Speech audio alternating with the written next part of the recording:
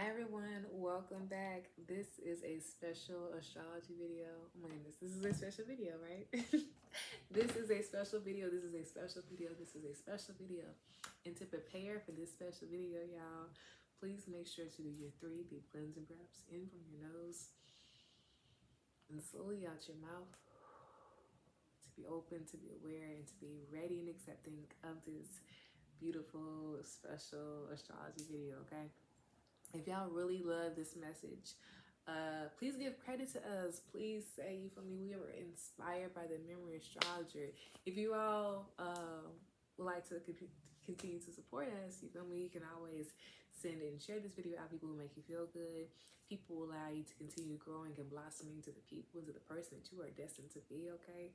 Continue to share with those groups, those organizations, and those people, right? Period. Thank you. And if you really like this special astrology video, send us a love offering, okay?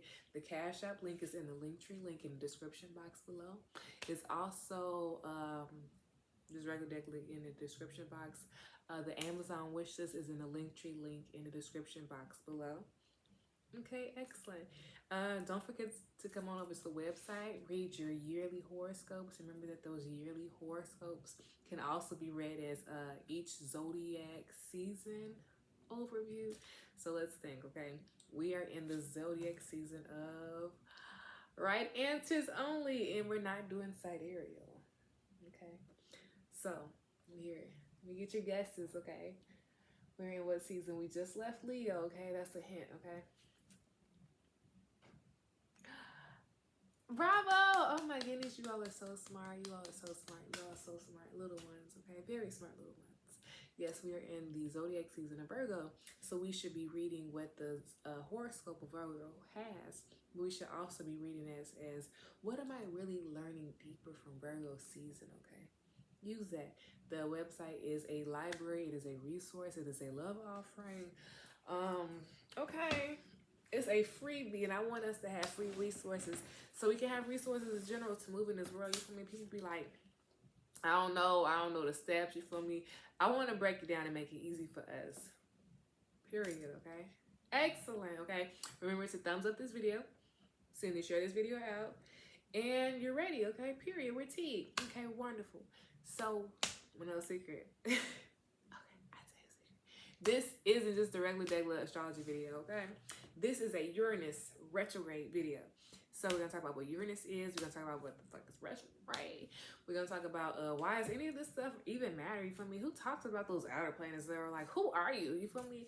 So yes, we're going to get really deep, nitty gritty into the Uranus. What is Uranus? Who is Uranus? Why we even talking about these people? You feel me? Yes, wonderful. Excellent, okay? Gotta let y'all know it's a little chilly in Chicago, okay? Perfect. So first things first, I got my notes out, y'all. I kind of semi sorta went over the astrology chart, so we won't be sitting here for hours. But if we are sitting here for hours, y'all, go get you something to drink. Go get you something. Pause this video. You can get comfortable. Get you some earphones. You might want to listen to this thing one-on-one, okay? Perfect. Excellent. So I'm gonna read some things from my phone, and I'm gonna read some things from this little notepad. You feel me? I was giving Blue's Clues.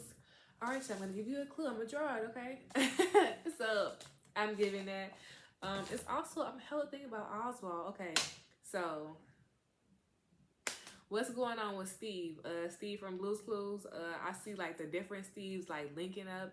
I also see like it's giving like looking at old ways of how they used to be and now looking at a new way. And I really now seeing Sesame Street, and it's making me think of Sesame Street when Elmo lost his blanket and it was like, oh yeah, Grouch hit it and he had to go to the Underland. And that's that is portal play. When Elmo had to go in that trash can and went down that tunnel and had to find his blankie, that is underworld play. That is 12-6. That is 6-12. That is seeing between the worlds. That is different world play. That is multi-world play. That's playing suits. That's clubs and spades and the playing suits of playing cards. You feel me? We need to watch that show. But also, I'm not gonna lie, if we're gonna watch that show, we need to then read last year's When is our first year? Our very first year's horoscopes. We can see how the memory astrologer has grown. You feel me? My last year horoscopes was very hard to read. They were very mentally challenging.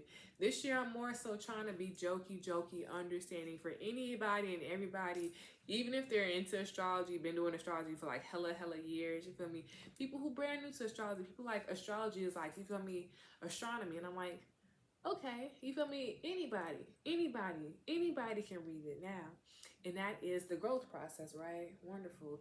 But that's so Uranus, okay? That's so Uranus.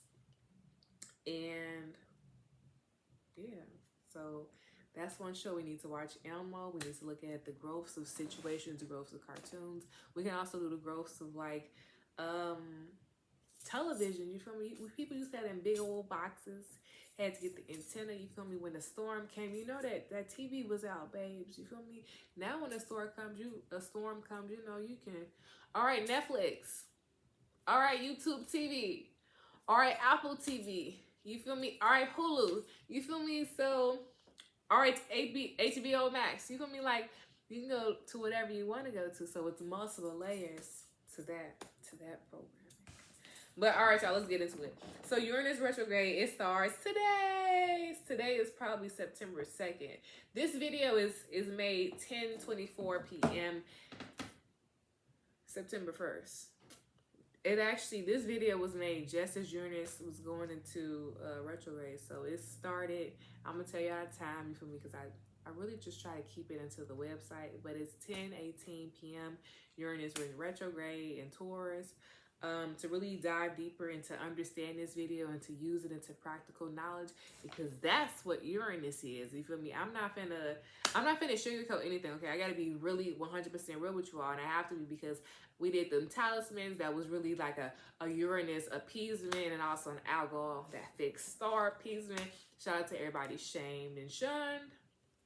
But yeah, Uranus is very much somebody we need to be thinking about holistically. Okay, so it's from September 1st, 2024 to January 29, 2025. Something I need us to be very mindful of. Oh, wait, I'm jumping over too many things. I wanted to say something about how we can make this more interactive. So to make this more interactive, I'm saying everything is like, we're going to be reading this chart fully. And to read this chart fully, I want you to bring your own chart and to have your own chart with you. So you go and pause the video right here. Excellent. Go print your chart at astro.com. Make sure you have your birth date, the time that you were born, the exact time that you were born, sweetheart. If not, there are astrologers who can do, I can't think about what it's called right now, because I'm really trying to do, like, I'm trying to be very focused in this reading, and I'm not trying to be like, but the word is on my, it's on my website. I say I don't have the services right now. So jumping back into that. To use this as an interactive chart, you already have your chart printout. We're going to look at the house of Taurus, okay? The Taurus house is lit up. I mean, a lot of these houses is lit up right now because there's hella things in retrograde, but we're specifically talking about Uranus. So we're going to look at what is in your Taurus house. What is in the Taurus house? So Taurus in this house, on this chart, will be the first house, okay? But your ascendant can be Aries, your ascendant can be Taurus, your ascendant can be Gemini, your ascendant can be Capricorn. So you have to look at where Taurus is from that perspective of whatever the ascendant is okay. Is okay. Oh my goodness. I'm very nasally, so maybe that's something we need to incorporate, is like more teas, more lemon honey teas. It's like honeysuckle teas. I'm seeing it. It's mimosa. I see that. I see mimosa. They say put some lemon in that. So y'all know what to do for that respiratory, but it's right in here. It's like a sinus. It's like really irritating. And I think warm teas would be very beneficial. And then maybe go in with like I don't know, maybe like a mucus, or maybe a mullein, maybe a marshmallow root would be like the number 2 tea after you drink your lemon tea to break up. You feel me? So we need to be very mindful about that. But it's also, I gotta tell y'all some tea. I love you all so much, okay? There will be spiritual baths that will be involved in this Uranus retrograde freebie. It will be only available on the website. We usually have a lot of these stuff available on the websites, but they are in little booklets and little planners. And we noticed that people were really clicking the links, so we're just gonna make them interactive photos, so you all can just be aware of them and save them. Put them in your little grimoire. Put them in your little spiritual book. Put them in your little shadow book. Put them in, you feel me, your little holistic Bible you're making type thing. But find what's going on in Taurus, okay?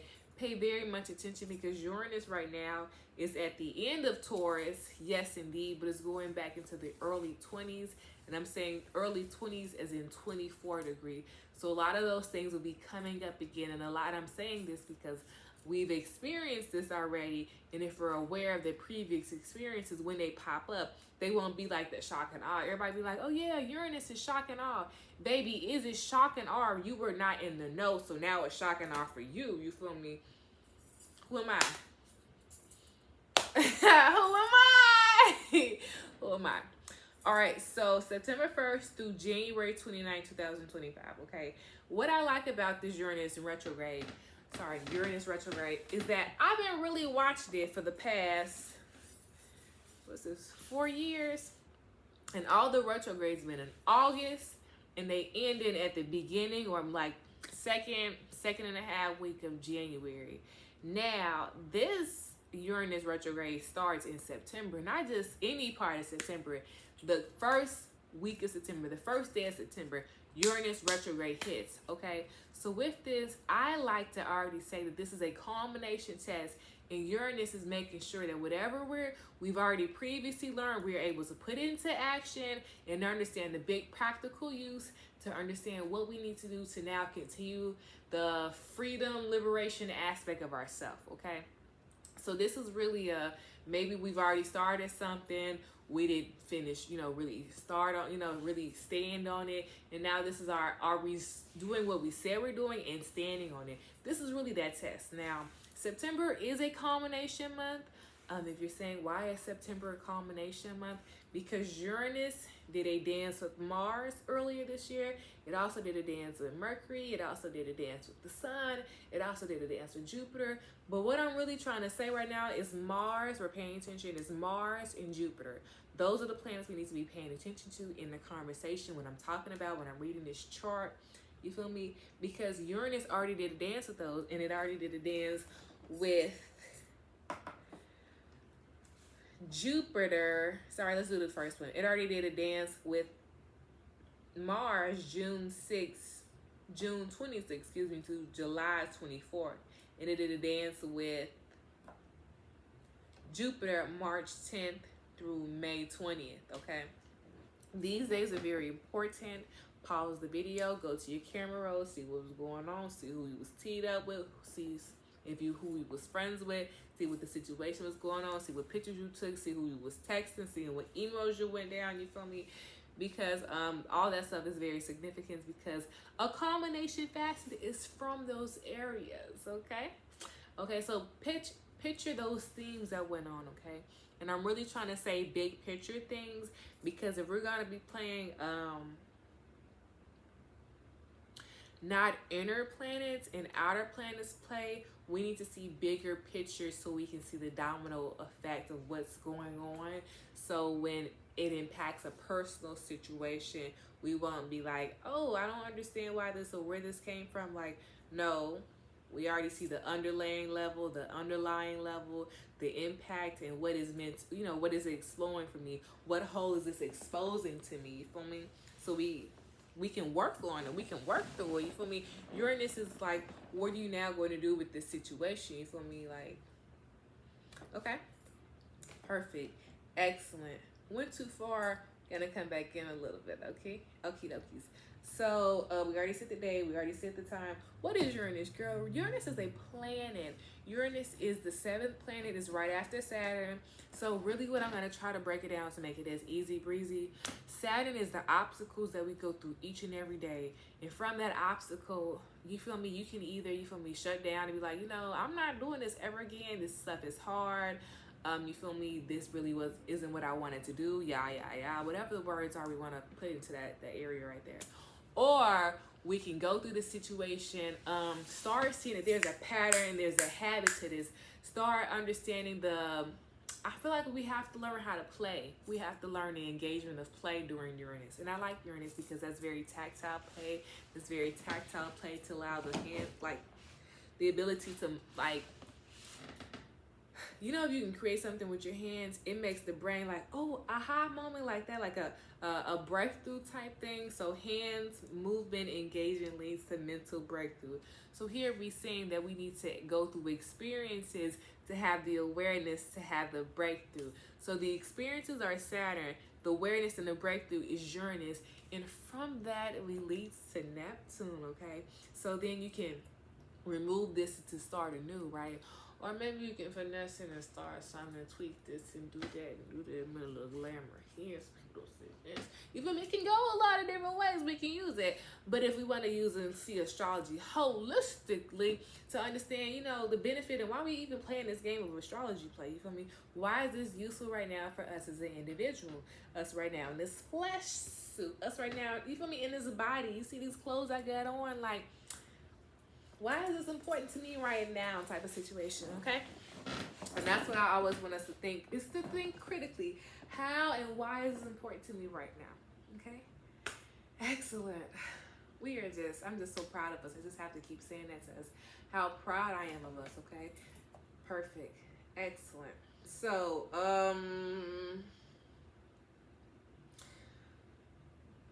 reviewing the last, Uranus is a planet. It's the 7th planet. It's right after Saturn, okay? And it's right before Neptune, and it's right before Pluto. So this is an aspect that we're going to need if we're going to continue down the process of evolution, transmutation, being an alchemist, being a magician, being an elevated person, being a higher mind, higher conscious using individual, being able to work both upper and lower brains, being able to see, you know, what's really going on in the world. If we want to do all those big and glamorous and wonderful things, we have to understand Uranus. You feel me? Because a lot of times people are playing Uranus very wrong. Uranus, you have to really support the all, okay? And a lot of times people support the all of my friend group in this area, and that's not Uranus. That's really not Uranus, okay? So Uranus is the planet. It's the 7th planet. It is a gas planet, which means it's a lot going on gas wise. So this is something we also need to be very mindful. So methane, ammonia, water. I don't know if uranium is there, but we need to be very mindful of that. We might be chemical dumping, testing of waters. Maybe we're smelling chemicals in water, but we need to be very mindful of methane, water, and ammonia. This is making me think in Taurus. It might be something going on with lack of chemical engagement in soil. That maybe means droughts, erosions more. It makes me think of root engagements. Make me think of like weak roots, but the weak roots is like a lack of nutrition in the soil. But it makes me think of like erosions because of roots, and we know roots keep things together. That's why we have roots. That's why plants need deep roots. That's why a lot of trees need deep roots and have very specific root needs for that very moment, okay, or for that very understanding. With Uranus, we also need to be thinking about the fact that it's not like any other planet, okay? When Uranus retrograde, it's on an up and down, you feel me? So let's think of what moves up and down like this, you feel me? When we're running in a rat race, you know, rat races, when we're all running in a, what is it called? When you have a very limited mindset and you lock arms because one person is getting out and you don't want them to get out. So what is it called? Crabs in a bucket. So it could be seen as a crabs in a bucket engagement. So these are things we need to be very mindful of, okay? Especially people who engage in those behaviors, okay? Wonderful.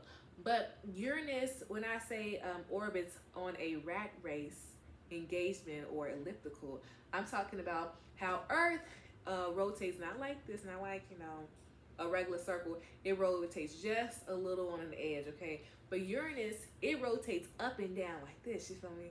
So the planet is constantly rolling like this when Earth is rolling like this. Okay, and when it doesn't go retrograde, but you know, if it did go retrograde, it would just go backwards on the same elliptical. But here, it's completely up and down, and they're just running like this. So here, we need to start thinking about how this change of current, because even though Uranus is a couple miles away from Earth, it's still impacting Earth, okay? It's still impacting a wave, okay? Well, don't forget, we have all these planets in retrograde. We have Neptune in retrograde. We have Saturn retrograde. We have Mercury just went out of retrograde, so there's a shadow period. So let's think, if you were currently making, I don't know, if you were currently dancing in a puddle, and if you stop dancing, you still see those ripples and the waves going, those ripples in the water going, you feel me? So there is still an effect happening, yes, right? So I want us to be very mindful about the impact, okay? So that's a little bit about Uranus, okay? Wonderful, wonderful, wonderful. A mythological understanding about Uranus, that people always connect Uranus to the gods, or more so to the heavens. And I really like this because they allow, or more so connect, the heavens with the water, the creation aspect of it. And it gives Uranus that more primal, that more higher harmonic understanding of where Uranus really plays into like the big scheme of things. So another aspect of looking at Uranus would be a higher octave of Mars, okay? And higher octave of Mars. Yeah. Perfect. So that's a little brief understanding, overview of Uranus. You're ready, right? Make sure you grab your chart, look at Taurus, what's going on in Taurus, because now let's look at what's going on in the later degree of Taurus, okay? Wonderful, y'all. So we're going to bring the chart up.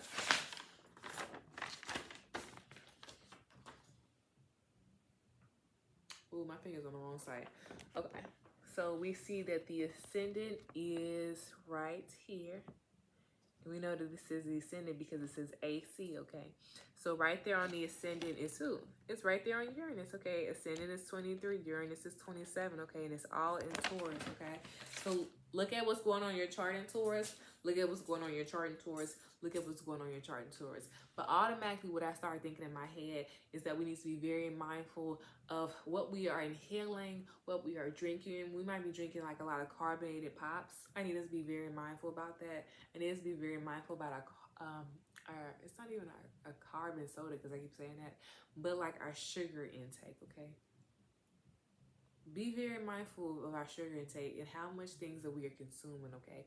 We may be thinking, or maybe not even thinking, we may be eating kind of fast, and I need us to be very mindful of how fast we're chewing, how fast, if we're like, it's really, we need to chew things slowly, okay? I also need us to wear a mask, okay? Here with Uranus, I don't really care where Uranus does a dance.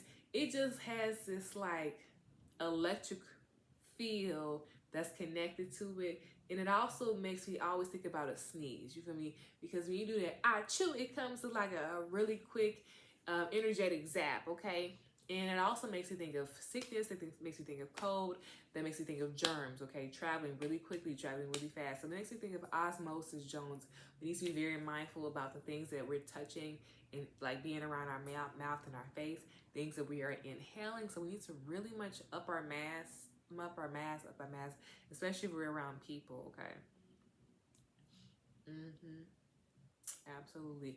It's kind of saying, because Uranus at the end, that we can contact things from people. You feel me? Contract things from people. So whatever the environment is going on, we can contract from whatever is going on in the environment. So I need us to be very mindful about that. And when Uranus is in our first house, is asking us about how can we keep protection? How can we keep ourselves protected? Especially, you feel me? Our mouth, our throat, our respiratory. Also, if we're giving to relationships, okay, I need us to be very mindful about that. How much have we been giving to relationships? And are you getting yourself fulfilled? Are you getting yourself taken care of the same way? You feel me? 100%. But let's think about Uranus, some Uranus keywords. A lot of people say sporadic. We already said the whole why. I like the ingenious thing about this. What I really need Uranus to be very mindful of is that it can burn itself out, okay? Uranus has a Uranus in astrology talks about the electrical magnetic system and the fact of not addressing the electrical magnetic system can burn out the immune system, the respiratory system, the cardiovascular system, and it's one more system. I can't think about it.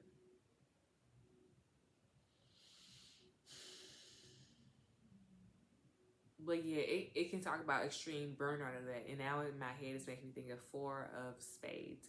And Four of Spades is literally prioritizing rest, okay? Also understand what you can and cannot do, okay? You have a certain amount of energy each and every day. Some days we don't have that same amount of energy. So what are you going to do with that, what you have that day, okay? That's what we need to learn with Uranus. That's what we need to work with Uranus, because we can really burn out ourselves, burn out all those little individual systems, burn out different parts of ourselves.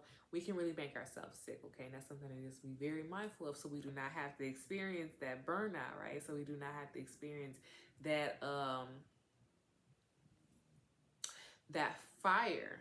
This really makes us think about honoring Vesta, okay? Vesta is an avenue that we really need to start honoring, because a lot of times people go to like different avenues of fire and not go to the direct source. The direct source would be Mars, yes, but to work on that Martian fire, to work on that ego fire, to work on that survival fire, one must need to know how to work and control fire nonetheless, right?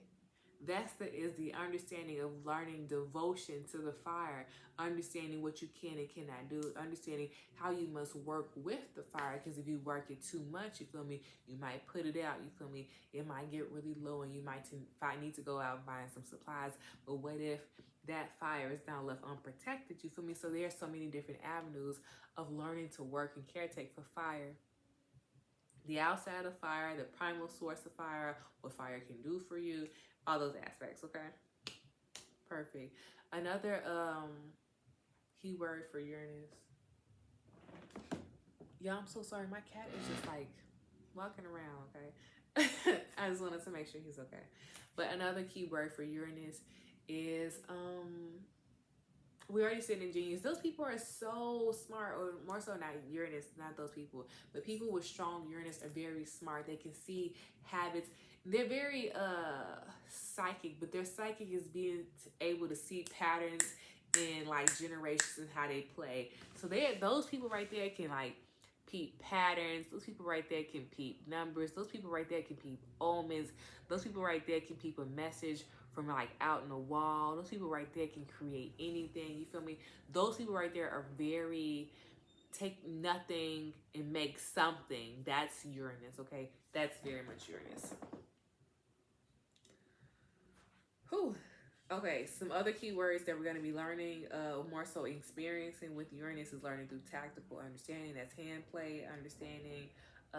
Uranus also talks about a whole lot of Prometheus stories, and there are multiple stories about that. So an avenue that people will be talking about is Prometheus stealing fire, but also it's the same story of that is how the fox brought down fire. You feel me?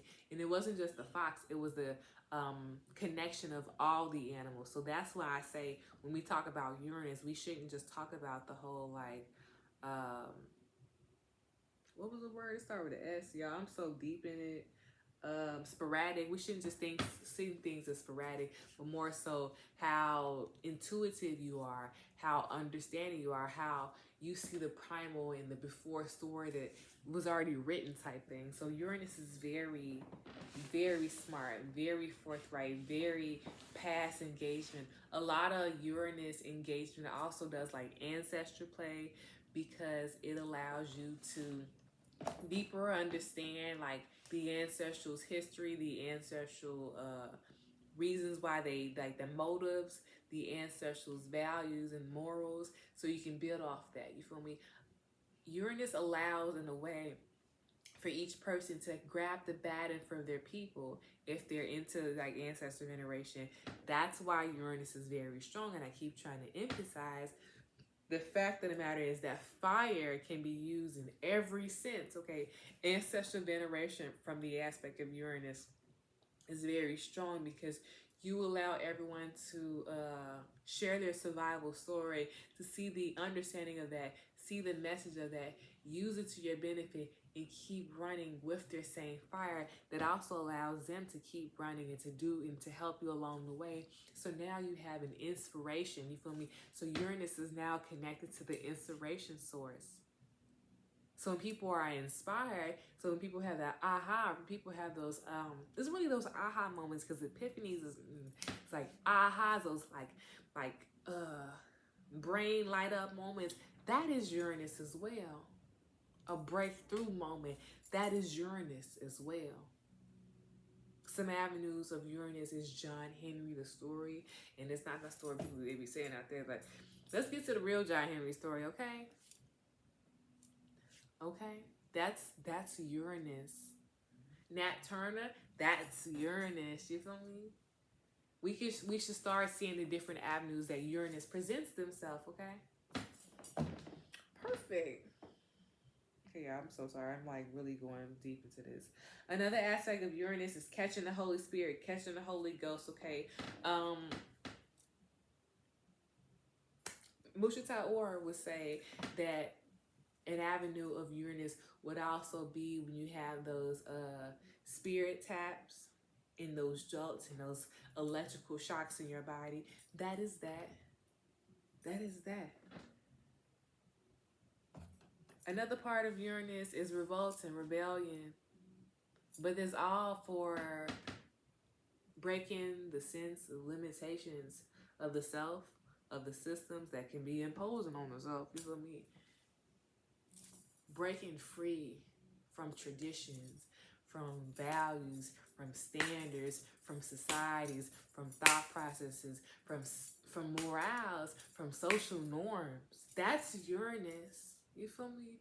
Peeping out the holes in the situations, in the environments that people wasn't really paying attention to. That's Uranus. That's Uranus.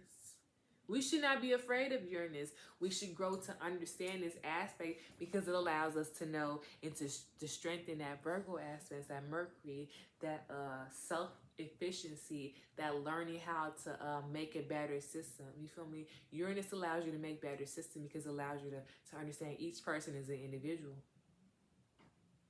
And that's when I say people play the wrong Uranus, because we should be looking at the growth of all. And when some people with power look at the growth of, the all of themselves, they are counting out a lot of people, and that is not Uranus. That is not Uranus. Uranus also talks about decolonization work. And with decolonization work, another aspect that happens is syncretism. And that's on 9-3. That's on plagiarism. That's saying that someone wrote something down and you like what they said and you changed it. That's plagiarism. That's 9-3. That work, that happens in decolonization work. Uranus is decolonization. So when we looking at this chart, we need to look at it from the standpoint of what am I going to decolonize about myself? What approach am I about the life, about the world, about being an individual? Can I decolonize? Go Google what that word means, decolonization. That means taking apart things from my previous mindset to see what serves and what does not service me right now. You feel me? Like, be serious. If I wore a puffy poodle skirt with my black and white Oxfords, you feel me? Like, is that the way everybody else is dressing? You feel me? Like, I understand that we're an individual. We can do whatever we want, because that's Uranus, because I am gonna do whatever I want, never care. But, you feel me? You understand what I'm saying? Decolonization work is Uranus. Is Uranus stealing? It's not Uranus. That's not Uranus. But people be trying to act like it is. People really be trying to act like that it is. Some things we need to be very mindful of. A lot of people might be doing like community service things and trying to act like that's for humanitarian. What is this doing for the community? What are you gaining from this? How often are you going to be doing this? You feel me? How is it benefiting? In what way are you doing decolonization work? Because An avenue, the real strong avenue of decolonization work is, why are you doing it? Because the decolonization work means you love something so much, you want it to continue growing and advancing. You want it to continue living. So when you do ancestor veneration, you love them and you dedicate yourself so much to the growth of your lineage. You want the best for them because they want the best for you, so they can want the best for the continuing versions of themselves and continuing versions of yourself. So that's all out of love. So now the question is, now we have to decolonize love. We have to decolonize our viewpoints about connections and attachments into the things that we have. We need to decolonize our viewpoints about how we see the world, how we see ourselves, how we communicate and talk to ourselves. We have to decolonize how we emotionally regulate and how we regulate our mind. How we regulate our mind. We can't even say regulate our mind in the whole scheme of things, because we're only at the second house. We only have that awareness and understanding of body and self. Body and self. So maybe we need to decolonize those areas. How do you decolonize those areas? You have to see and engage with yourself, engage with others. See what you don't like and do like. Maybe you used to like that, but when did you stop? You feel me? Maybe you used to do that, but maybe do this. And when did you stop? When did you change it? Why did you change it? You feel me? That's a decolonization work, decolonization work. But the theme for Uranus retrograde is decolonization. And be very mindful about people stealing your stuff and claiming that it's theirs. Pay attention deeply to that. Decolonization work, it says to give credit to people who do the work and inspire you. Why do you do what you do? I do it because I love. I do it because I was afraid to stand in myself. And Uranus was there. The songs that made me think of decolonization work is The Conquering Lion by Lauryn Hill and the Fugees, and You Get More by Erykah Badu.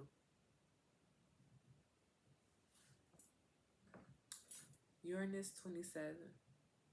When I think of Uranus on the ascendant as 27, it literally says like, this time right now, the perspective we're in, we're looking at all the fixed mindsets about ourselves, about the worlds, about the approaches we have, about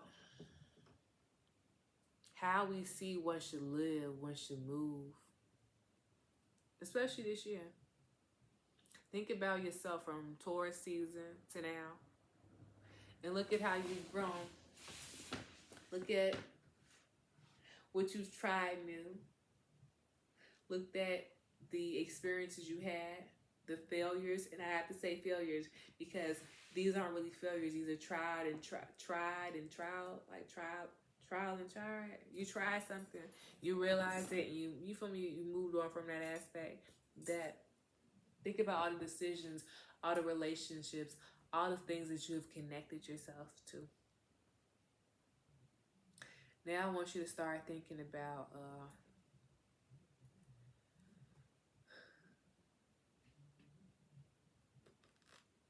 where can I go with this? Uranus 27.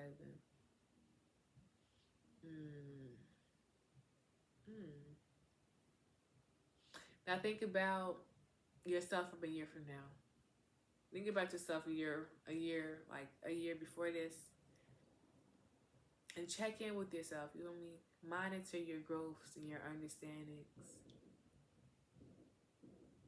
I'm only saying this because Uranus goes retrograde every year. And that means every year we have something we learned, experienced, should have put into practical. So now this is the putting in practical. What did you learn last year that you wasn't really doing? Saw it, implemented it, you feel me? How was it beneficial? Now what are you doing from that? Okay. Here, Uranus on the ascendant is really playing a Saturn Mars, y'all. And I'm not gonna cap. We said that this year we were playing a Saturn Mars as Dialis and Icarus. I need you all to look at that story, because if we're playing a Saturn, Mars, as Dallas and Icarus, we need to be very mindful of how we use our leadership, use our authoritativeship, use our own power, use our own standards, use our own responsibilities. The test is on that, how we use that. You feel me? The fixed values of those areas, you know what I mean? Or how those areas really deeply impact us and make our self-esteem feel good, you feel me? This is a lot. This right here is really talking a lot about deeply understanding our self-esteem.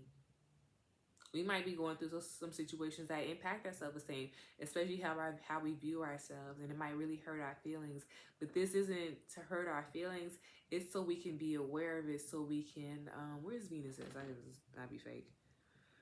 Yeah, this is really like uncovering some things that we were like really not aware of, that shame, and to use it and to work it to our own benefit, because it go like Venus, Juno, make, and Juno's on some fair and relationships, working the heart. So from this, you're able to really like start picking better relationships, start seeing situations for really what it is, so we don't like play the same engagements, play the same habits, because we're gonna be like peeping the whole scene. For me, we're gonna see what people are saying. If they're saying is really matching up with their words, you feel me? We're not gonna keep letting people play the same games. Like that's a no. That's a no.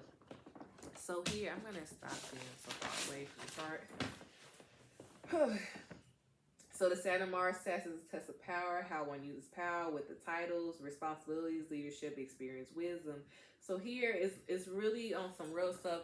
We're gonna be, it's Spades Club. So the wisdom that we're learning, we're gonna be now adding and making it practical wisdom. That's what this is, making wisdom practical. So once you say, how do I make wisdom practical? Once you learn the lesson, you then, oh wow, that was easy breezy. Now you have a culmination test of what you previously learned to see if you really gonna use what you learned into like daily engagements. That's really it. You feel me? Like, is you gonna take the tools you learn and use them, or is you gonna take the tools you learn and like fail this test that you already previously know about and went through and already succeed? You feel me? So fives are gonna be here.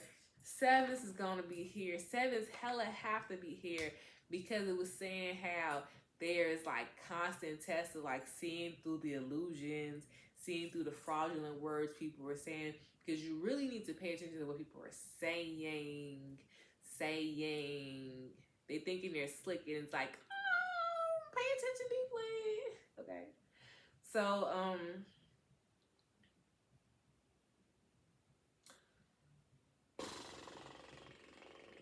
yeah, the opposition of the ascendant right now is Pallas Athena. I'm not gonna cap. This is really highlighting a whole lot of parental engagements, especially like not feeling validated by the parent. This is on both sides, men and children, ladies and men, as adults. We all get, father things we need to be very mindful of, especially not being validated, okay? Our parents validating us. Maybe we didn't feel like they were understanding us, understanding our different values. How are we going to now validate ourselves from like looking at our as the baby is, okay? This may also be like teenage you, not feeling validated by your parent. Okay, I need us to be very mindful about that, because if we're not mindful about that, it can bring up a whole lot of misogynistic engagements with ladies, misogynistic engagements with people in general. That just has a lot of outdated beliefs and outdated habits. There's also, where's Jupiter at? Because we're talking about Pallas Athena. Like, it's a whole lot of things that's like ingrained from like misogynistic viewpoints about just the world in general. Maybe women's engagements, how somebody should act, how someone can communicate. Where's Venus at? 6. Yeah. Absolutely. And this is really just an aspect of us to deeper learn about. I will learn about it for real. Okay. 100%. Because this can show up a whole lot of secrets if we are not mindful, and it can just freely give it to people. Like, hella, hella, hella, hella. But the ascendant ruler is Venus. Venus is in the 6th house. I like this because we're really saying trust in self. Why are you really doing this? You feel me? Like, what's the really big picture of this? But this is also saying 12, 6, 6, 12. So we need to be very mindful of our dream play. That also says that it's a moon Neptune. Is it a moon Neptune? It could be a freaking moon Uranus. I love moon Uranus. People sleep on moon Uranus. Okay, it's a moon. It's a Sedena square moon. And we can do that Uranus conjunct Sedena square moon. And that's, once again, it's a whole lot of like parent engagements, especially like parents not seeing like the big picture of situations in this like a surrendering facet for the children to understand. You feel me? But it was a whole lot of sacrifice that had to go on. So it was like Sedena and her parent is here. We got Apollo and Asclepius is here. We got Asclepius and Chiron, because you know Chiron had to be Asclepius' father for Lil You Dig. We also get Circe's here. You know, Circe's talks about that Persephone and her mama Flo. So there's constant Juno and Jupiter, you feel me? Juno is not Juno and Jupiter, my bad. Pallas Athena and Jupiter is here. We also have Mars and Jupiter here. So it's a whole lot of parent-child engagement that's here. Whole lot of abandonment issues that we should be very mindful of. And it's probably not abandonment issues, but more so not feeling validated, okay? So how can we feel validated about ourselves? How can we understand that different part about us, what we need, and how to validate ourselves?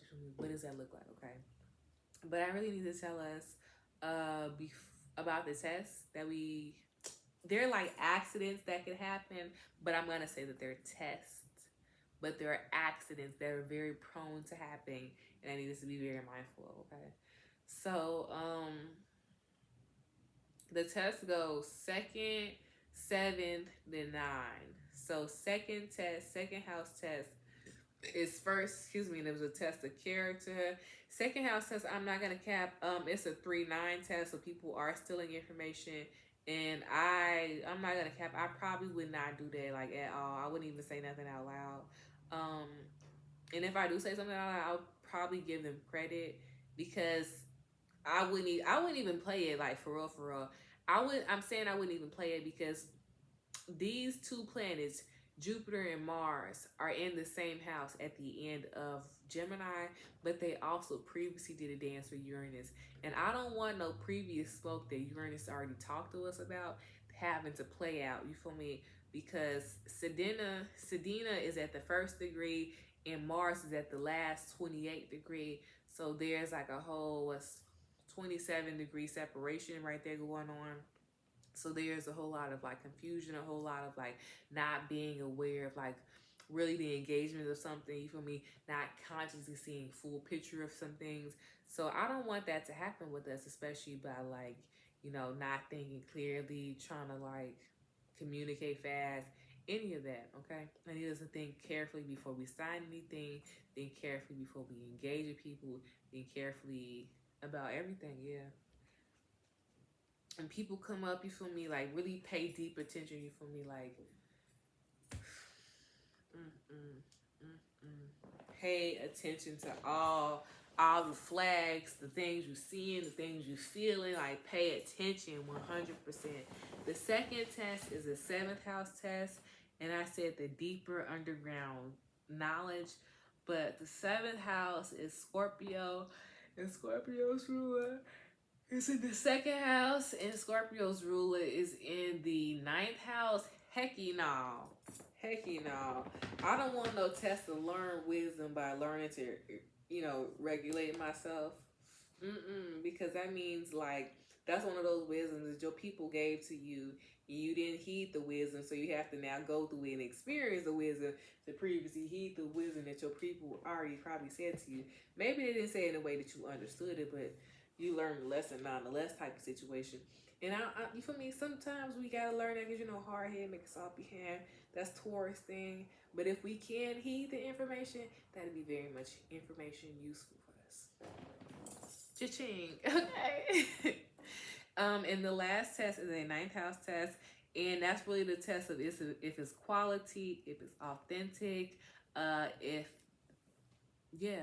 So people are going to be very much questioning authenticity and quality of things. Are you authentic? You say you doing this. Is it really authentic? Are you doing this? You feel me? Is it the quality? Is it a fine quality? Is this a low quality? What type of engagement or investment is this? Okay. It's also going to be very much thinking and looking at social norms, society norms, values of the family, leaders, responsibilities, respect. Okay. Yeah. So it's a lot of tests here, y'all. It is a lot of tests. Remember, it's a test of power, how one uses power, okay? So let's get into the second house. So I only want to read the second house because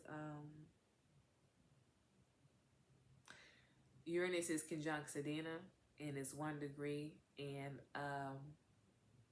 this makes me think of the Inuits.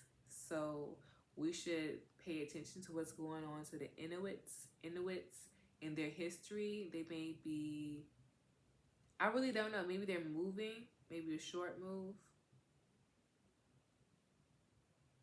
I really don't know, but Inuits history, yeah. Especially on their women, their daughters, like their legacy. Think about and look about how they maintain that legacy, what it looks like, what is appropriate for them, what is not appropriate. But it's really their history, a lot of their information. The Arctic, there's a whole lot of things going on here. Arctic, Mercury, what's that? Air, Arctic, air.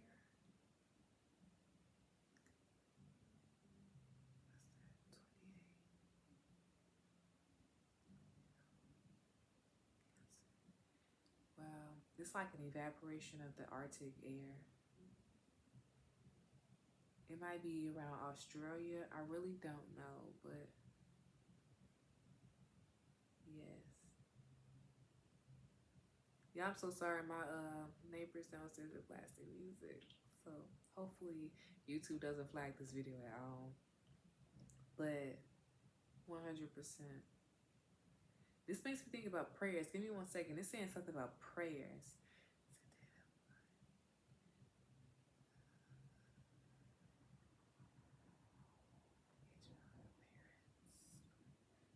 Ooh, I really wish I had her dad up here. Okay, I guess just do it as Jupiter. Where's Jupiter at? Dang, that's 18. That's 20 degrees away.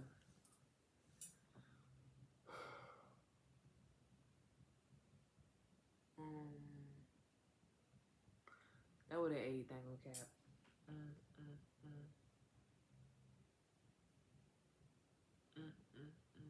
Yes, 100% perspective taken.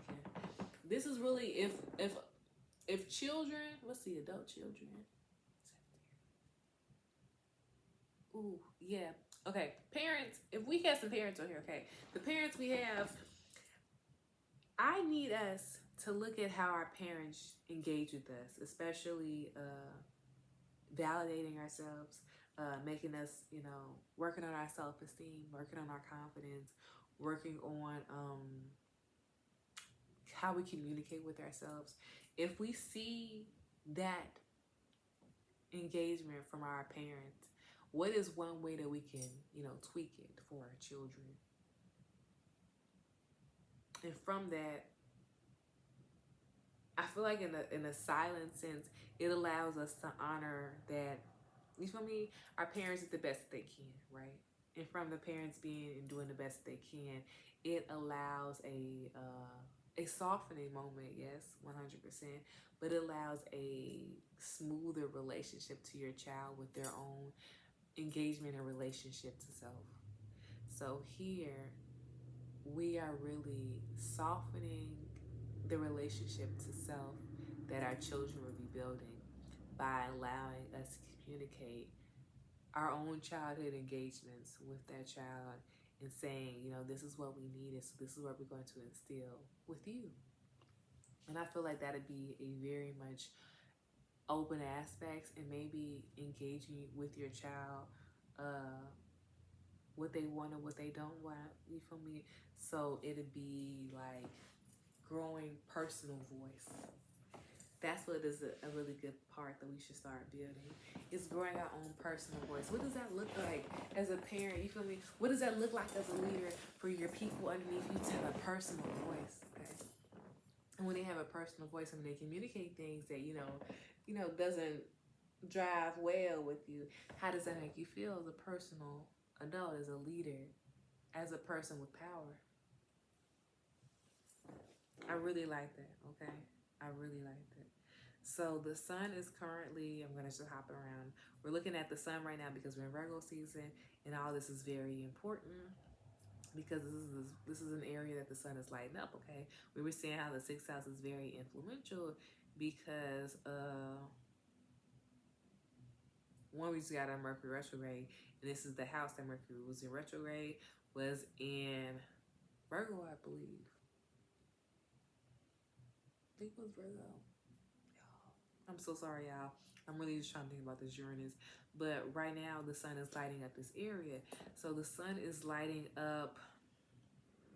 Well, I like this. We were saying how it was the Vesta thing. It goes Vesta, Apollo, Sun, and Orcus.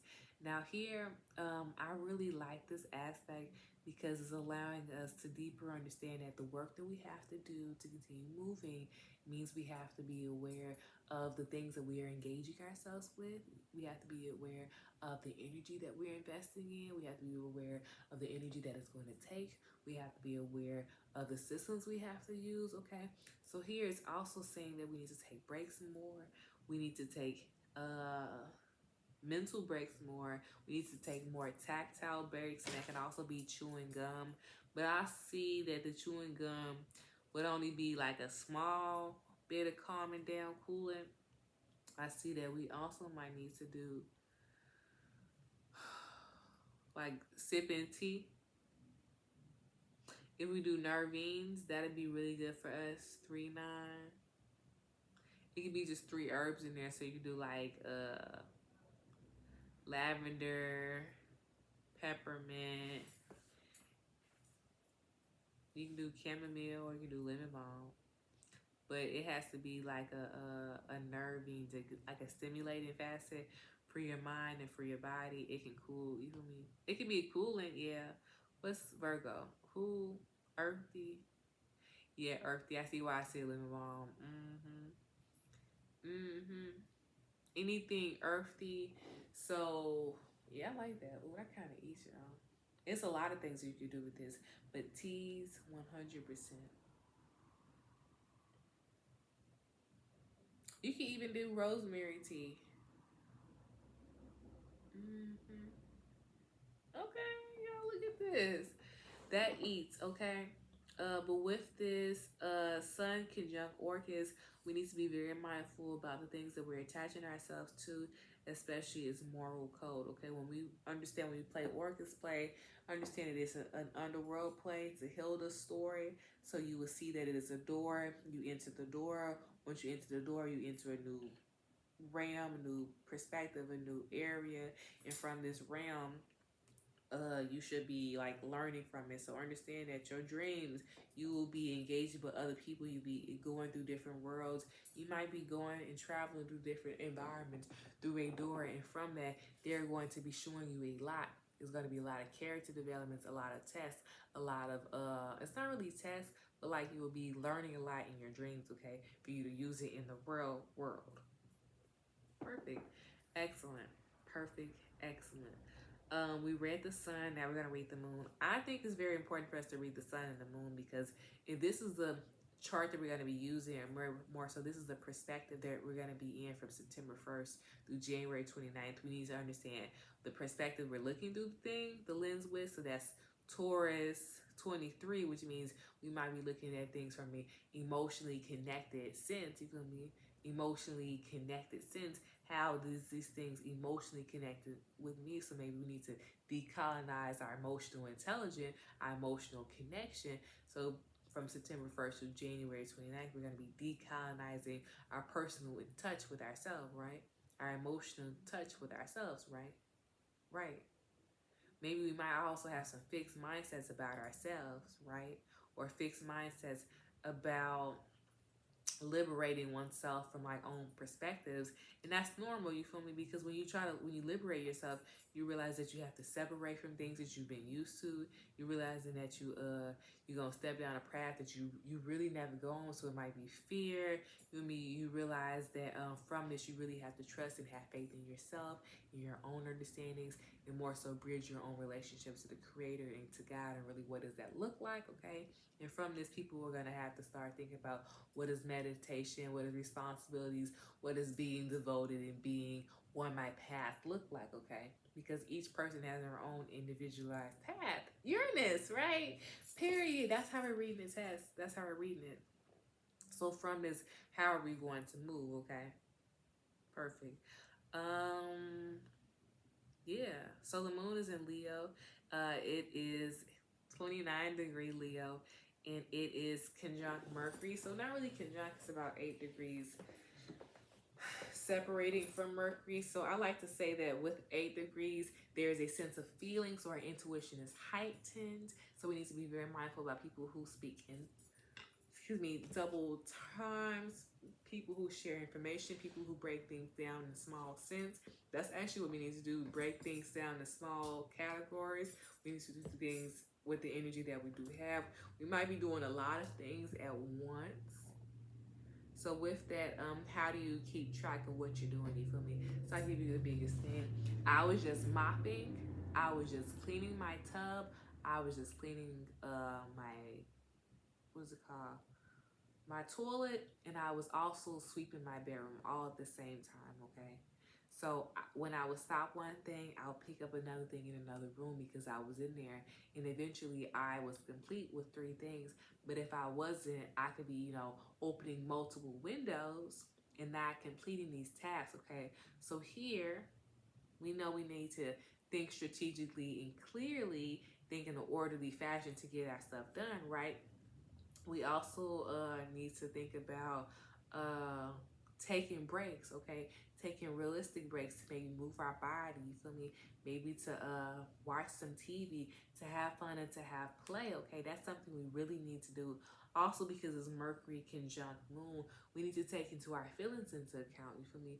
Taking how words have impacted us, how words make us feel, okay? This is a really good time to write out our words. Maybe not really write out because it's in the 4th house, and maybe draw it out, or maybe craft music to it, maybe listen to songs about it. Capricorn. If we do that, we could do a recorded. You know how you have those little recorders on your phone? You can do like a voice memo. You make a title inside the voice memo and just save it. That's all we need, because it says 22-degree Virgo. 22-degree Mercury, 29-degree Moon. With 22, people be like, be killed and die, be killed type thing. It is not that at all. You feel me? It's if you use your energy up, my girl, you will be deflated, right? So then it take you a couple, 4-5 days to get your energy back up, and now you realize that you bombarded with a lot of stuff. That's what that is. That's what 22-degree is. You feel me? So with this, you need to take a break. You need to be very mindful. You need to check in with yourself often. You feel me? You need to take your what is it called when you proactive medicine? And with proactive medicine, I'm talking about holistic medicine. You need to be taking your stuff to calm your system down, to calm your body down, to calm your nerves down, to prepare yourself. for what's to come. Perfect. Okay. So let's just start reading for the rest of it. So we are in the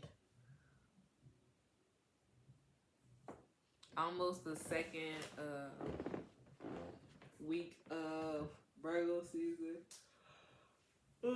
We got about 2 more weeks left. From that, a lot of the times from now to the end of Virgo season, we'll be having a whole lot of dreams.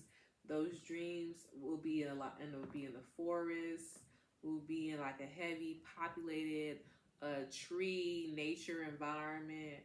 I need us to be very mindful about that. In Libra season, we need to be very mindful about what women are saying, women leaders.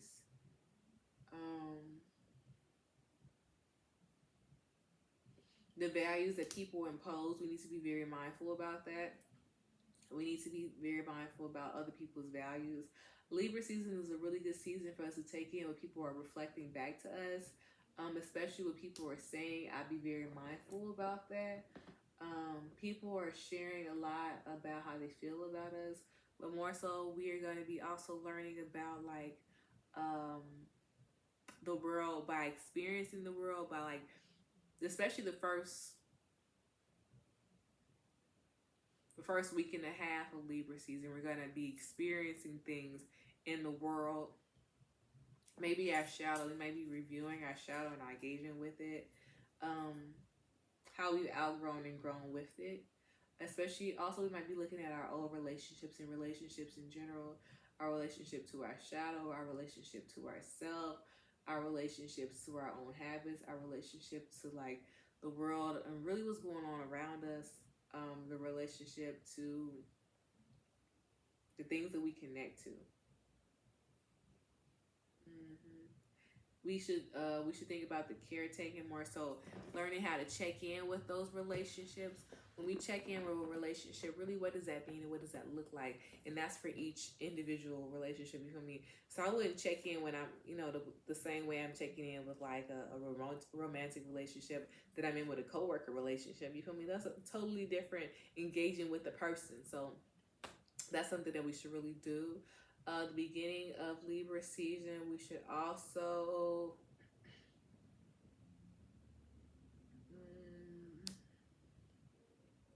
be very mindful of our sweet intake, especially when we're unsure. Like when you initiate on down a path or a choice, be very mindful about that. Be very mindful playing haves and have not with power at the beginning of Libra season. Be very mindful of what you connect yourself to in Libra season, especially the beginning, because at the end it's just gonna be a faded situation. And a faded situation 24 is going to be about whatever the perspective is we have, what we have to see through the illusions. Okay, so it's like a combination test for real. It's a surrendering facet as well. We have to like let something go. And what we're really letting go, it's like emotional constraint. It's a Aries, it's a Chiron conjunct Aries. And I only say that Chiron conjunct Aries because Pandora is here for Panacea. So really the way forward, or more so the cure-all, is to accept the new transition moment. It's a Lot's wife story. It was like the angels like, all right, y'all, this is finna go down. Everybody cannot make it, but y'all finna make it. Yay, shout out to y'all. But if you hear them screaming, you feel me, don't really look back, y'all. Just keep going, you feel me? You look back, you feel me? You gonna turn to soft girl, gonna be like everybody else, you feel me? Just don't do it, keep going. There's a new life ahead of you, you feel me? Y'all gonna start some new stuff. Check out when we get there, you feel me? And Shorty was like, heard the screaming and stuff. She turned around and Lot was like, wow, you feel me? People in my camp, they gave us the directions, and this how it goes, you feel me? It allows you to really look at everybody in your camp, people. It allows you to look at people's values, people's morals. But that's also another story of Cupid and Psyche, you feel me? It's her people fault that she did what she did to her husband, you feel me? Got that lamp. It was like, oh my God, this is who Cupid is. And Cupid said, say less. So she had to do the Venus trials, but really shout out to Psyche, you feel me? Because if Psyche didn't do that, we wouldn't be even aware of the Venus trials that we go through every year. So it's really beneficial for the situation because you find out so much, right? So it's a huge domino effect that we really needed to know. Really needed to know. Okay, so yeah.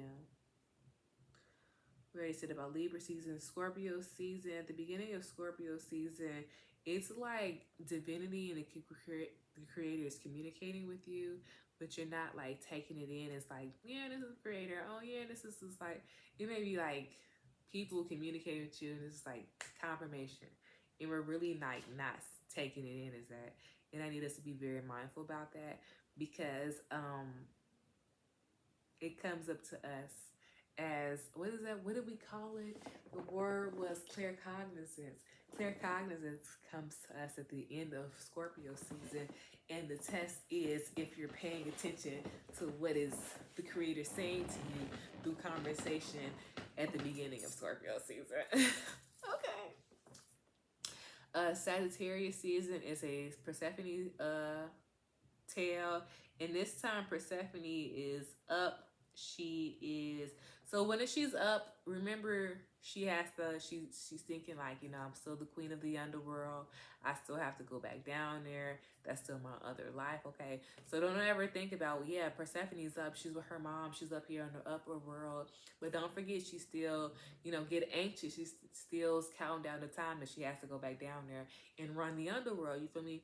Let's think about it. That's two perspectives that she has to learn. You feel me? This is in Sagittarius, so maybe she's done this before. Okay, Sagittarius is in the second house. So yeah, she's done this before. She's getting used to this. So now she's learning how to regulate herself, being aware of the two roles, the two perspectives, the two worlds that she has to be a part of. And who has to be a part of two worlds too? You all. So just as Persephone is learning the flow of how to be a daughter, how to be a worker, how to work with the grains, how to work with the land, how to work with her father. She also has to learn how to work with Hades, how to work with the many layers of the underworld play. You feel me? It's not just one level of underworld, like that's it. Like it's multiple levels. So she has to be able to understand each floor and each level, what goes where and what goes who and what this mean and what this do. So if this happens, you feel me, you already know what to do type thing. You feel me? So this is when you get a job, you feel me, you got to go through the policy book so you know this, that, and the third. So when this pop up, you know how to do this, and if this pop up, this, you feel me? So type thing. So yeah, I like that. The Persephone flow really starts second week of Sagittarius season. The only thing I see that we have to be very mindful of is that people are preying on our downfall, and the people could be in the same groups that we're in. People can have the same mindsets that we have. People could be people we've attached to and got relationships with. Yes, people in the same groups for real.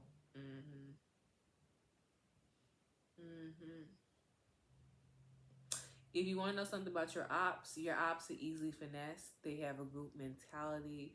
They do not feel strong by themselves. There you go, babes. That's how you know your ops, my love, okay? The ops, between them is Saturn and Neptune. So you know it's between Saturn and Neptune, Uranus. So all I'm saying is peep the ops, peep the group mentality, peep the group thoughts. It's letting you know these people is weak.com, baby. Never give me no secret like that, 100%. It also lets us know that the moon elliptical nodes is near the ops, is in group thought. So this is a really good time for us to do ancestor veneration because it can be very strong for them, 100%. Especially at the end of Pisces season. So I'm saying like,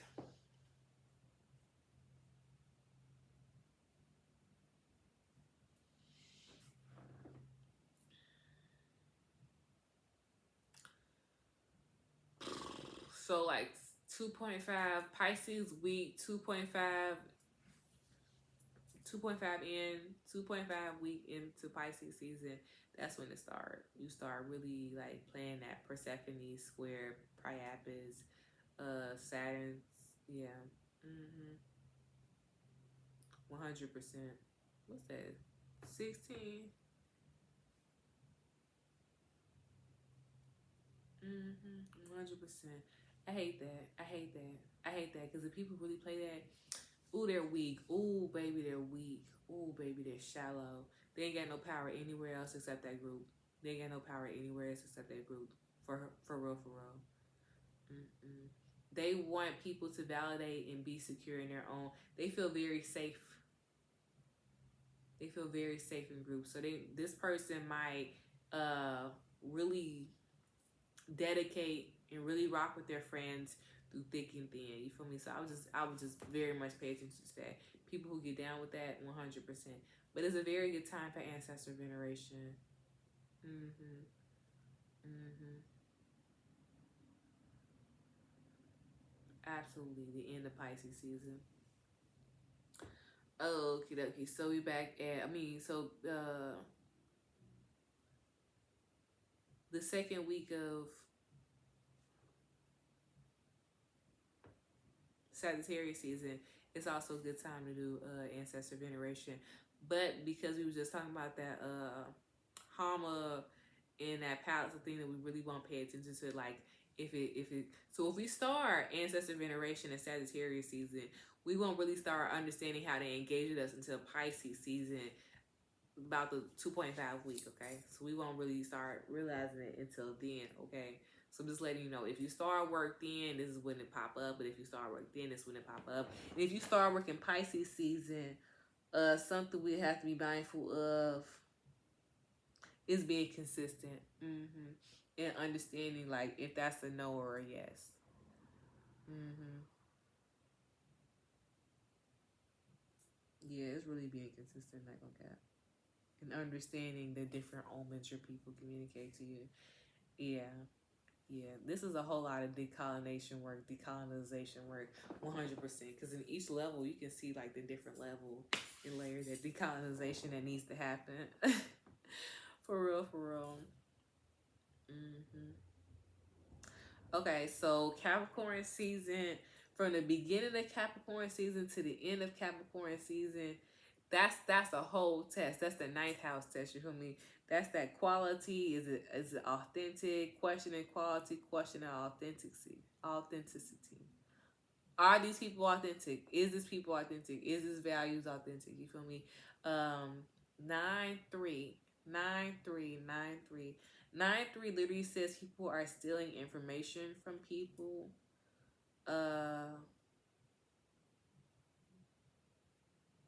Yeah, I don't want to play no 9-3. I'm gonna keep going. Mm-hmm. Okay, Capricorn season, Ixion Folus retrograde.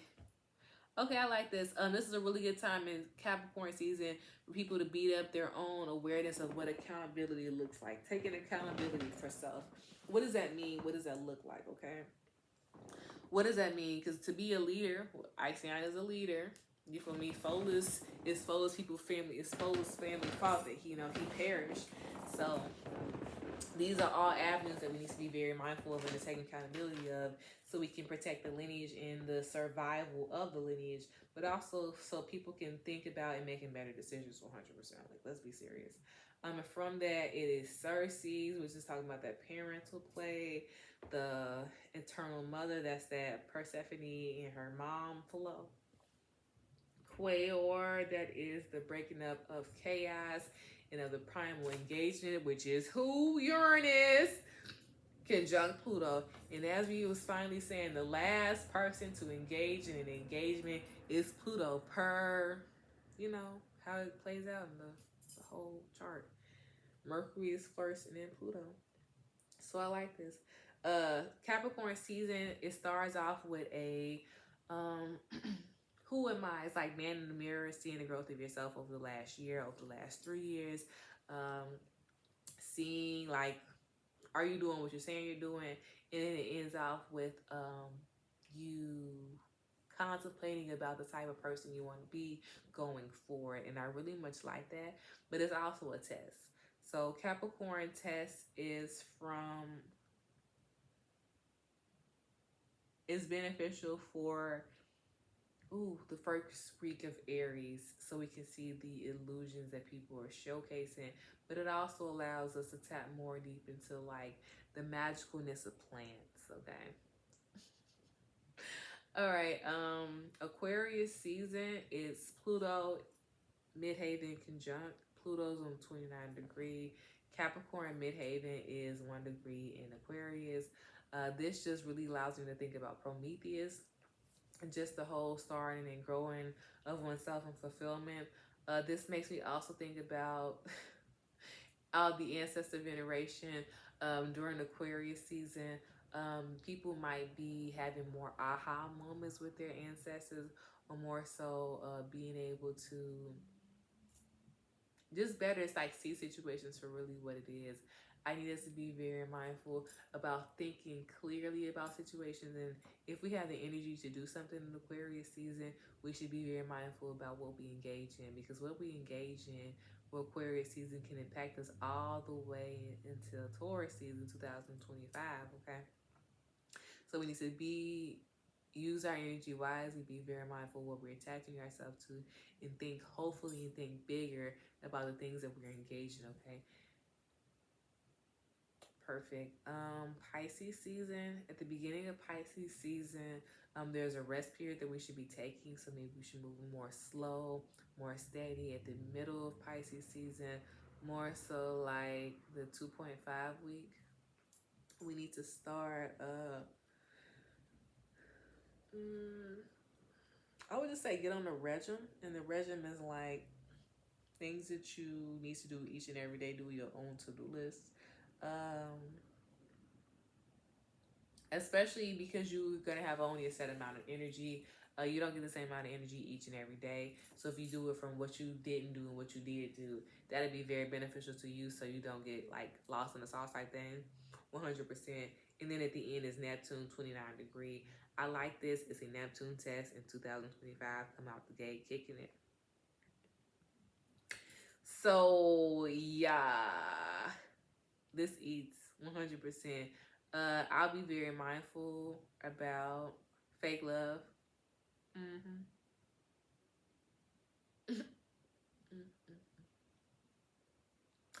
And Aries season, whatever happens, Capricorn season highlights again. In the Pisces season highlights again. The beginning of Aries season for the first week. Thank goodness it doesn't come back up. It almost did come back up the end of Aries season on that one, Cap. So the end of Aries season is very beneficial to Libra season 2025. So Libra season 2025, if you look at and see what you did this year, that's how you eat it. Okay? All right, y'all. Let me see the notes I got on here. I'm going to do a little card reading and we're going to get out of here. Okay? So how to beat up Uranus opposition Palestina. Be aware of the constantly smiling engagements. Constantly moving, switching engagements. So that's read the room. That's what you're learning. Being mindful of other people's values.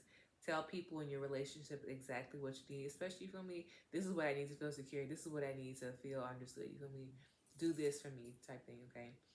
Need us to be very mindful of not playing out our relationship woundings of our parent.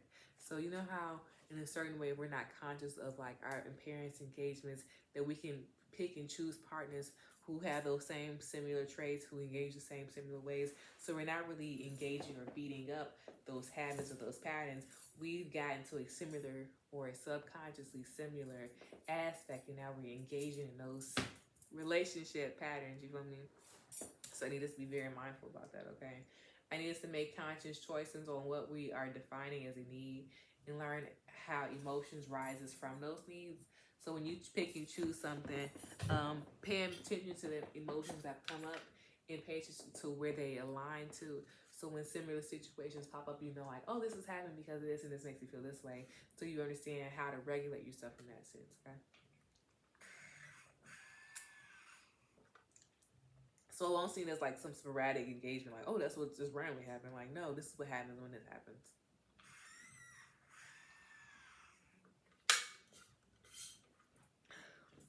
I need people to update in their vitamin D and vitamin E. I need people to update respiratory health, wear masks.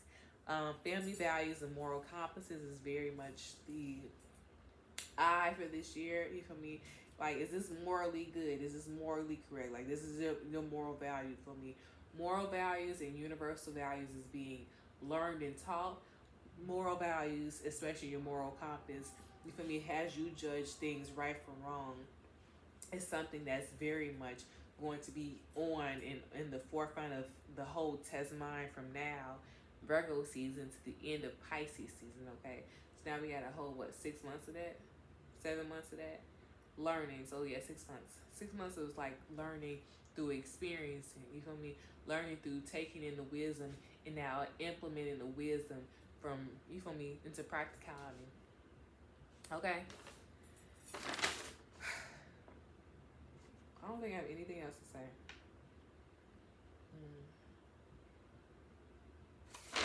I don't. Alright, y'all. I'm geeked. An hour and 25 minutes, okay? Let's do the astrology reading. And let's get up out of here because I'm tired. It's 11:43, y'all. I started this reading at like 10:18 or something. There is a radio. We need to listen to carefully what people are saying on the radio. Are people doing like radio interviews or something? We need to be very mindful about that. It's like some person say something really like controversial on a radio interview and I just hear it.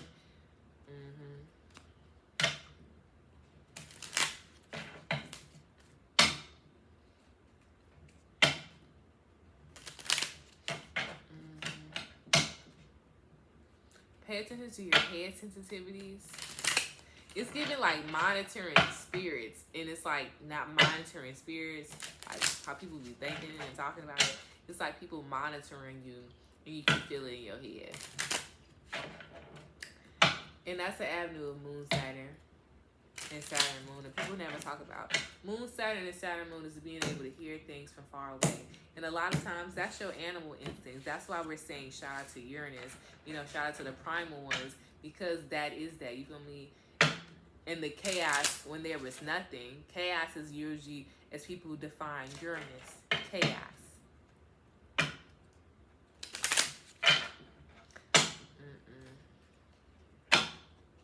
Chaos can just mean a lot of things are going on once at the same time. That's probably in different areas, different magnitudes, different arenas, different vibrations, you feel me? That brings different motives and different sounds. So how do you clear out the sounds? Maybe that means we need to start getting us I got these ones, so this is gonna have to clean the air for us. But a tambourine. We need to have tambourines. We need to have sensories. Saying we need to light incense, but we don't always have to light incense. You can get some dried herbs and burn it. Get some dried lemon thyme. Lemon thyme. I be saying thyme, y'all. Get some lemon thyme. Get some English thyme. You can make you a little smudge stick. Okay. Get you some onion peels. Okay. Back of the deck is 10 of diamonds. Talk about that dead people play, okay? Also, this is a whole lot of portal play. Okay, I told you. It was a spade, okay. Yeah, we need to be very mindful of what we connecting ourselves to. We need to be very mindful of who we connecting ourselves to. We need to be very mindful of who we laying down and freaking with, 100%. We need to be very mindful about the words people are saying. We need to be very mindful about the relationships we need to be very mindful about relationships, okay? When we're connecting people, make sure we have the same values as them, okay? Also, when we connect to people, make sure we tell them exactly, because here, we need to be very mindful of who we talking to. We need to be very mindful who we talk to. Somebody with a blonde, some nice man who's toned. He probably got like, blonde hair, brown hair. He keeps himself up. He looks nice. He's a smooth talker. We need to be very mindful of people like that. We need to be very mindful about their values and really, why are you engaging with me? What's the real over the motives? Peep the motives of people. 100%. 100%. We need to be very mindful about what people are saying, what people are doing. 100%. Two of clubs and three of clubs make the five of clubs. Five of clubs is here, then the seven. So here we can pay attention and use our intuition, which is saying that we need to be very mindful of who we connect to and pay attention to our intuition. Because here the relationship might be something that we're not, it's really not what it is, okay? Also, if we're just humping on people, be very mindful of who they are humping on, okay? Be very mindful about getting a checkup. Mm-hmm. Mm-hmm. Mm-hmm. Be very mindful of who and what we're attaching ourselves to. Also, 2, 3, 7, 6. Overcoming of something, something, and then we went into old habits. Okay, my thing is we need to be very mindful when we overcome something, and just at the very moment of overcoming it, you feel me? Got a reward. Learn the lesson, right? But it's like a barely got through the lesson type thing. You feel me? Just got through the lesson type thing. You feel me? And then fall into another trap. We need to be very mindful about the overlaying aspect of tests. Overlaying. It's like a overlaying. How there's like a one test and it's something on the top and we only got half of it. We need to see the big picture of everything, okay? Start doing that 100%. 6 of hearts, 8 of spades.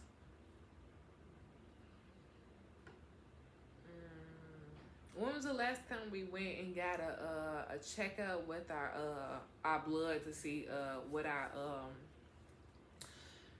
Moon Neptune is? Nourishment is, what is it called? It's just deficiency. Check the deficiency in your body.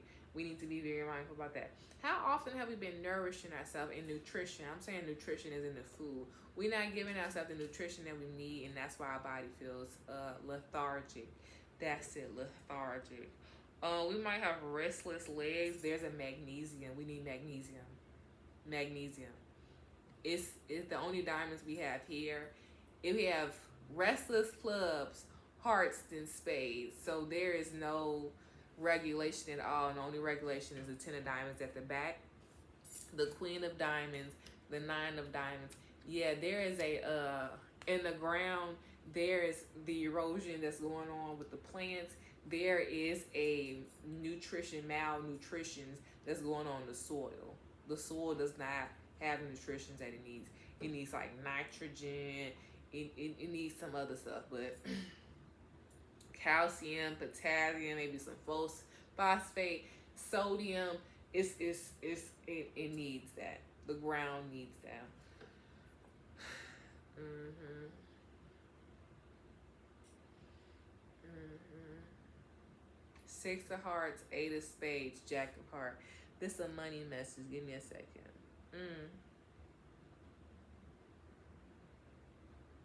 We need to be very mindful about how we're spending our money.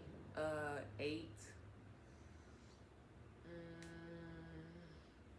Especially in Scorpio season, we need to like not overspend our money in Scorpio season at all.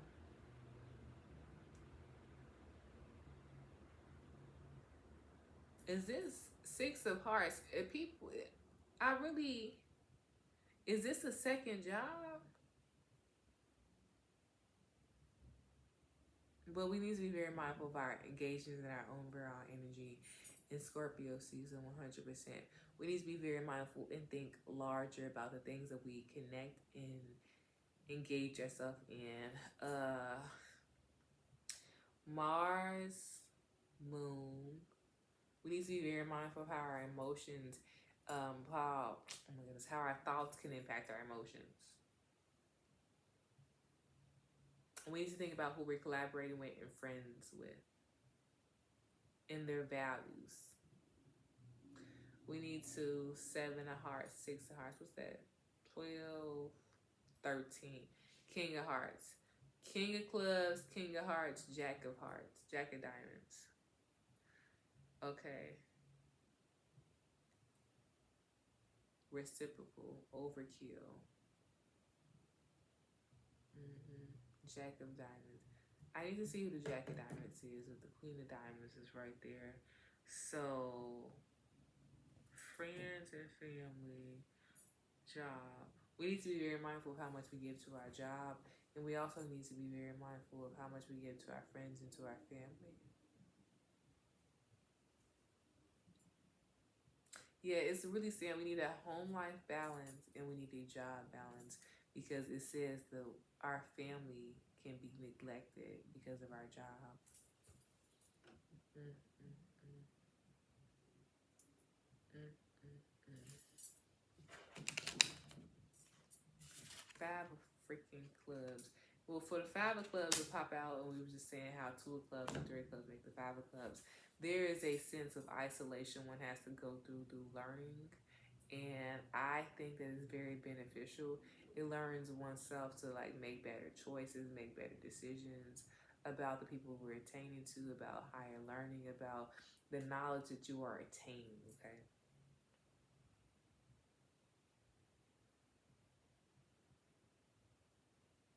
Five and five is 10 of clubs. 10 of clubs is, ooh, the ship.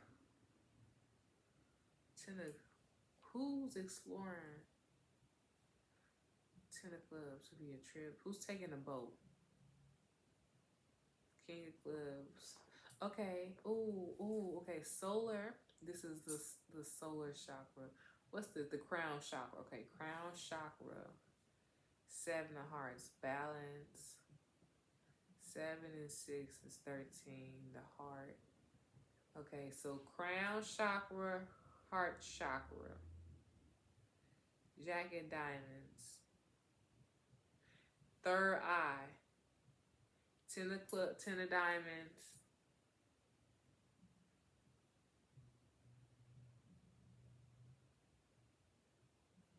Yeah, that's the bringing, that's the manifestation of that. So yeah, that eats. Queen of club, yeah, matches that 100%. That eats. Not gonna cap. Why is the eight of spades?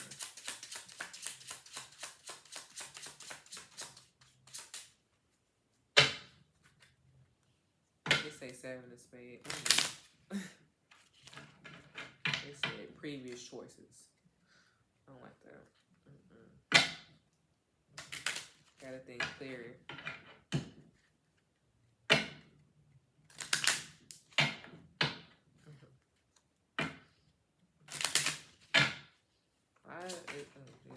I hate when it falls on the floor. It really blows me.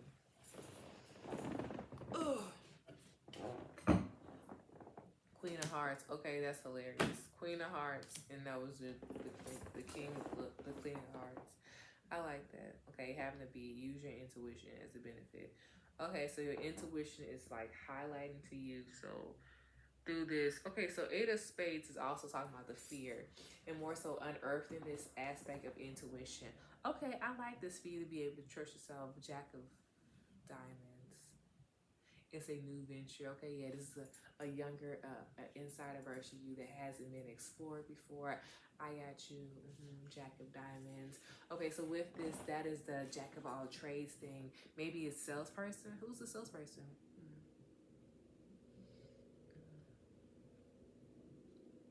Okay, got a 5 of spades. Oh, I get to tell the story. Okay, yeah. Oh my God. I was waiting on this, y'all. I was telling my mama the whole time, like, if the 5 of spades pop up, I can tell the story. So my favorite thing is that when people been stealing my stuff and saying that it's theirs, and people steal that, okay, 5 of spades literally is a, shout out to Pan. It's a Pan card, you feel me? Amen to Pan, okay? 5 of spades is that people are trying to be slick, and you have to, like, be aware of the situation, be aware emotionally, and not like walk on people's feet type thing, you feel me? Be a good leader. What does that really mean for me? What does that mean to be authentic? What does that mean to be reliable. What does that mean to be? This is really conflict resolution, learning of conflict resolution skills, 100%. This is a wonderful leader. This is a well thought out leader, a person who thinks about other people's needs, other people's values, thinks about themselves and intuitively, how can they better engage with their people, thinks about the continuous growing version of themselves and really what they might need for that. Now also the King of Clubs, they think of the growing facet of what that means and like their search of knowledge and search of truth. So I really enjoy this, but we need to be very mindful about the slick ways that we might move and engage in situations, that people might move and engage in us, okay? So think very carefully about the King of Clubs, how much you give to people and how much people really give back to you. Because people might be thinking like one thing and trying to get over and finesse you on one way, okay? We need to be very mindful about that. But yeah, this is not a... Five of Spades came up, y'all. There's this thing where Pan, there's a story, and Pan was telling somebody, and they were saying, because this is, you know, pray to me, and I would go to the enemy camp, and I would cause panic. You feel me? Like, pray to me before the war. Pray to me before the war. You feel me? Like, this is how it's gonna go down. And they prayed to Pan. They honored Pan. And from that, Pan was seen as a very honored and dignified source, especially when one was about to go to war. So, I love this. Primal engagement, primal deities, primal sources, primal animals, all that is here. Primordials are here. Like the things that doesn't have names, the animals that doesn't have names, that makes you think of Hilda. That makes you think of Pan's Labyrinth. That makes you think of Portal Play for real. That makes you think of Harry Potter. That makes me think of so many shows. So many shows, y'all.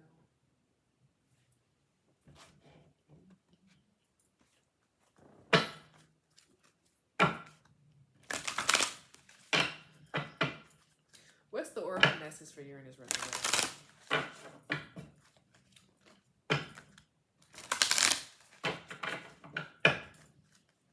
Okay, y'all.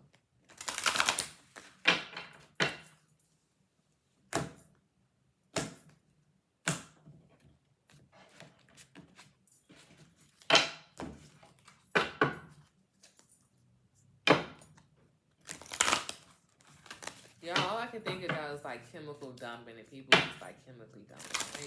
I don't know. Insulting and mining, like people mining for stuff. Especially like salt, uranium, methane, maybe gas, oils. I'm seeing like plumbing now, so y'all hate when this happens. These cards be stuttering. You see how it's not stuttering now?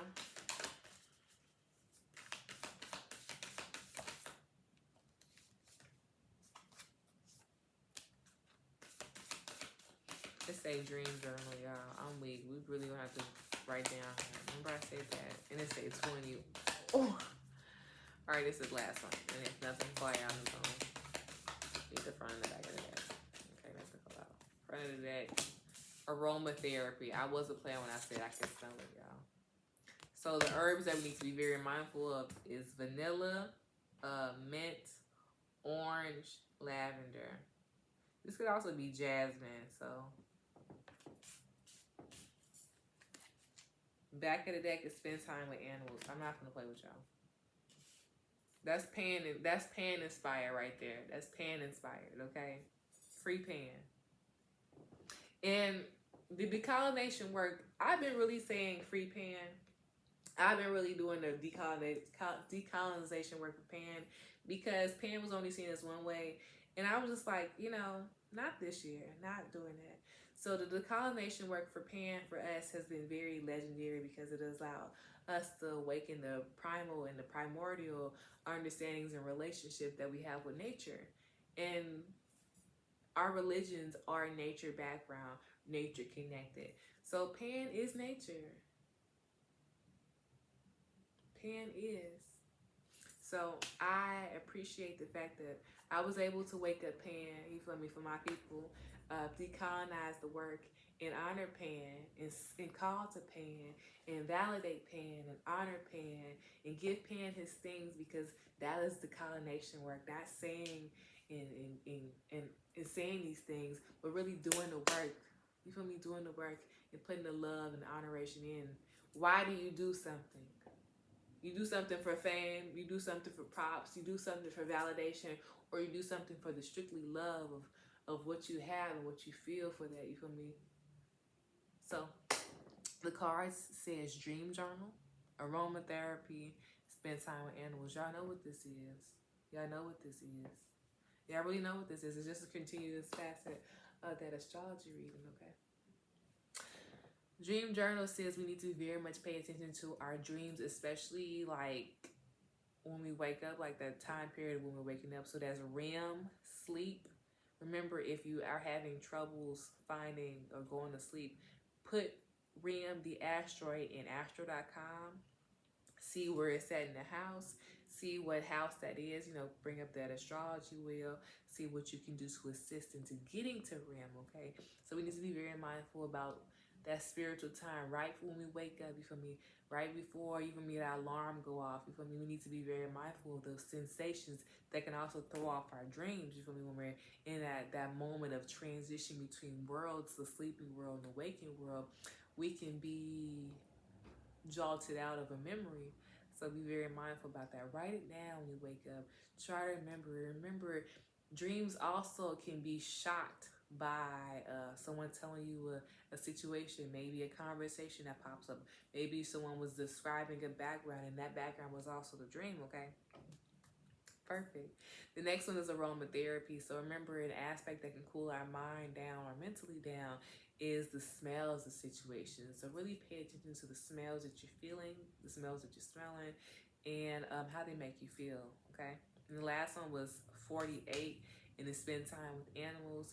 So here's just one lady, she's singular, and she's sitting all alone by herself with all these animals. She has a wolf, she has a coyote, she has a squirrel, she has a cat, she has a dog, she has an owl, she got birds, she got deers, you feel me? She has butterflies, she has moths, she has all these different layers and connections. So pay attention to the animal symbolisms that's been popping up, that will pop up from you, from all the way from Cancer season all the way to Scorpio season.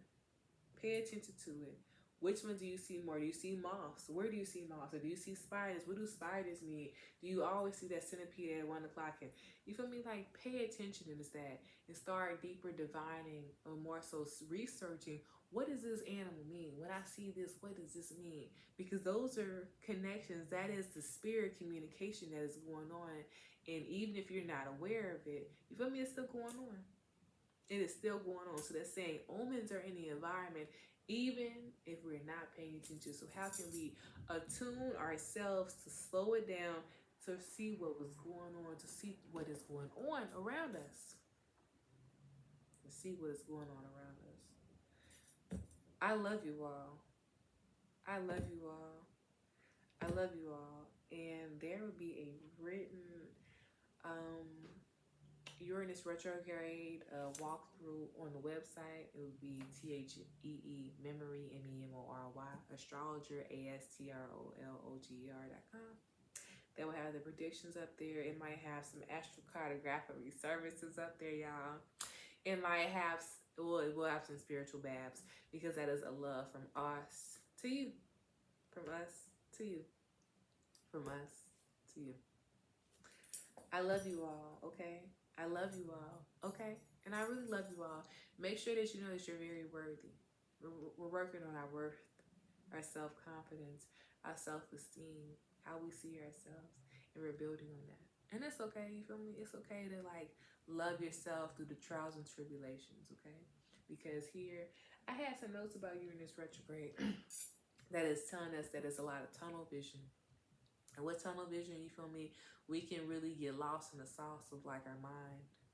We can get lost in the sauce of what's going on, what other people doing, you feel me, and how it's involving us. You feel me? We ain't doing what they doing, but we have a different path, a different purpose, a different mission. And if we do what they do, are we completing our mission? Are we playing around? Are we unsure? It is very important that we turn to divination daily, monthly, check-in, for us to be aware of ourselves, of the paths that we're on, the motives, of the steps we've taken. I love you all. And don't forget to come over. Oh my goodness. Don't forget to come on over to TheeMemoryAstrologer.com, okay? I'm waiting on you, okay?